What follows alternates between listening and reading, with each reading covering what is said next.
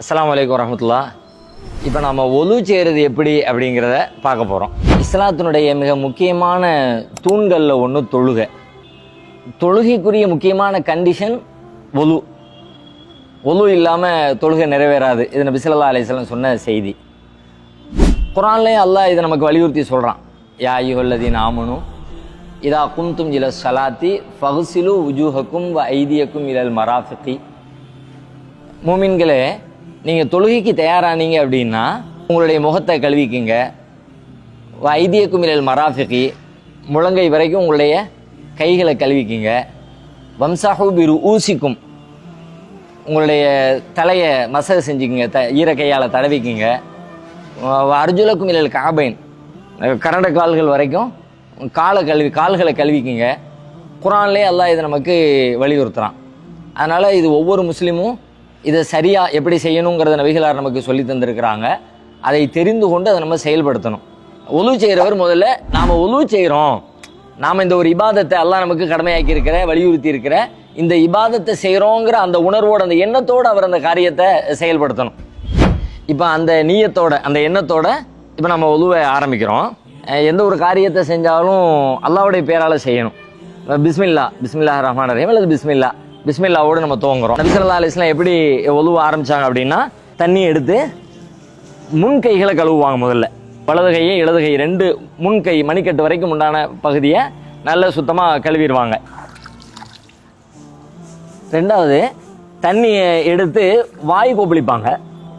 அதில் ஒரு பகுதியை வாய் கொப்பளிக்கிறது, மிச்சமுள்ள பகுதியை கொண்டு நாசிக்குள்ள தண்ணியை செலுத்தி நாசியை இடது கையால் சுத்தப்படுத்துவாங்க. அடுத்து முகத்தை கழுவுறது.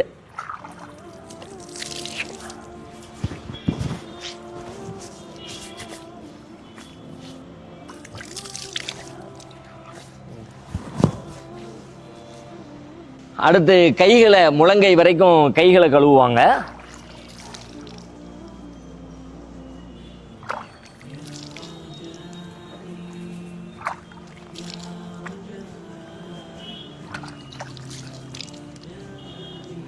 தலைக்கு மசாஜ் செய்கிறது. தலைக்கு மசாஜ் செய்கிறத பொறுத்த வரைக்கும் ஏற்கனவே நாம் அந்த ஈர கை இருக்குது, அந்த ஈர கையோடு தடவினாலும் ஓகே தான். இல்லைன்னா தனியாக அந்த ஈரத்தில் கைகளை மீண்டும் நினைத்து கொண்டு தலைக்கு ரசூலுல்லாஹ் மசாஜ் செய்வாங்க. நெற்றியினுடைய அந்த தலைமுடி ஆரம்பமாகுதுல, அங்கேருந்து ஆரம்பித்து கடைசி வரைக்கும், தலையின் கடைசி வரைக்கும் ஒரு தடவு. பிறகு அப்படியே முன்பக்கத்தில் எங்கே ஆரம்பித்தோமோ அது வரைக்கும் ஒரு தடவு. இங்கேருந்து துவங்குறோம், அங்கே போய் பிடரி வரைக்கும் கொண்டு போய் முடிக்கிறோம். பிறகு பிடரியிலிருந்து துவக்கிறோம், முன்பகுதி வரைக்கும் முடிக்கிறோம். இதோட மசாஜ் முடியலை, இன்னும் இருக்குது. காதில் மசாஜ் செய்யணும். நம்ம ஆட்காட்டி விரலை உள்ளே வச்சுக்குவாங்க, அதனுடைய உட்பகுதியை ஆட்காட்டி விரலால் தடவுவாங்க. பின்புறத்தை பெருவிரலால் நபி ஸல்லல்லாஹு அலைஹி வஸல்லம் மசாஜ் செய்வாங்க, தடவுவாங்க, ஈரக்கையால் தடவுவாங்க. தலைக்கு மசாஜ் செய்கிறத பொறுத்த வரைக்கும் அது ஒரு தடவையே போதுமானது. கடைசியாக கால்களை கழுவுறோம்.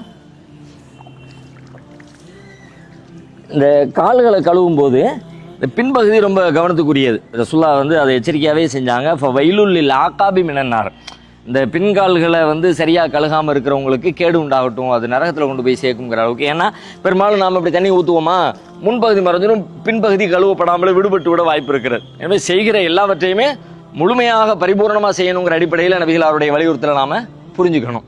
இப்போ நாம் செஞ்ச இந்த உதவுடைய உறுப்புகளை கழுகிறத பொறுத்த வரைக்கும் சாதாரணமாக ஒரு தடவை கழுவுனாலே போதுமானது, ஒலு கூடிடும்.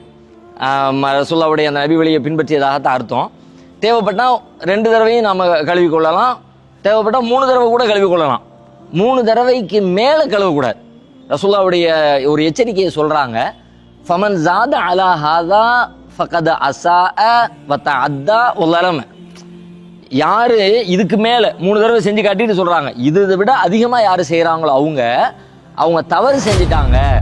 ஒத்த அத்தா வரம்பு மீறிட்டாங்க. லலமை அவங்க அநியாயம் பண்ணிட்டாங்க. ஒரு விஷயத்துக்கு எவ்வளவு கடுமை காட்டுறாங்க பாருங்க. இது அப்போ அது உள்ளுக்குள்ள ஏதோ ஒரு மிக முக்கியமான ஒரு தாத்பரியம் ஒளிஞ்சிருக்குன்னு அர்த்தம். ரொம்ப சாதாரணமாக தண்ணி தானே, தண்ணி மாதிரி செலவழிக்கிறதுங்கிறோம். தண்ணி தான் ஆகப்பெரிய அருள். அதை ரொம்ப கரெக்டாக செலவு பண்ணணுங்கிற விஷயத்தை நபிகளார் இதன் வழியாக நமக்கு சொல்லி தர்றாங்க. ஒன்று இவ்வளவுதான் ஒலுவுடைய செய்முறை இதுதான். ஆனால் இதோட முடிக்காமல் இதுக்கு பிறகு ஒரு பிரார்த்தனையோடு ரசூலுல்லாஹ் முடிக்கிறாங்க. அஷ்ஹது அல்லா இலாஹ இல்லல்லாஹ் வ அஷ்ஹது அன்ன முஹம்மதன் அப்துஹு வ ரசூலுஹு. இது ஒரு பிரார்த்தனை. இந்த பிரார்த்தனையோடு நாம் முடித்தோம்னா நபிகளார் காட்டிய வழிமுறைப்படி நாம் ஒது என்கிற இந்த இபாதத்தை, வணக்கத்தை நிறைவு செய்து விட்டோம் என்று பொருளாகும்.